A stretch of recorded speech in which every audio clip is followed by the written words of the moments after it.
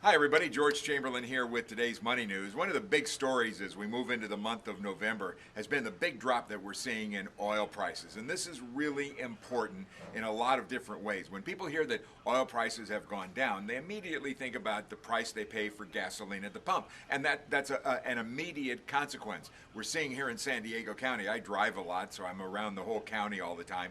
I see a lot of stations now just finally going below $3 a gallon for regular unleaded. That's great.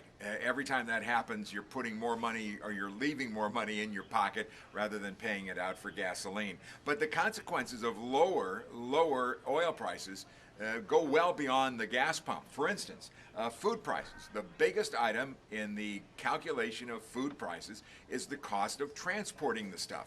Well, if lower energy prices, lower gasoline prices make it cheaper to move this stuff around the country, that's passed along to the consumer. Honest, it really is. And how about this? Plastics. Plastics are an oil-derived product. So all the things that you have, that from your the frames on your glasses to the many of the items associated with computers and other technology are all made out of plastic. That is the cost of that is factored in by the price of oil. So there's many good things about oil prices going down.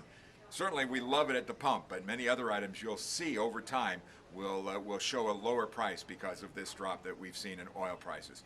I hope it stays that way for a while. I'm George Chamberlain. Have a good day.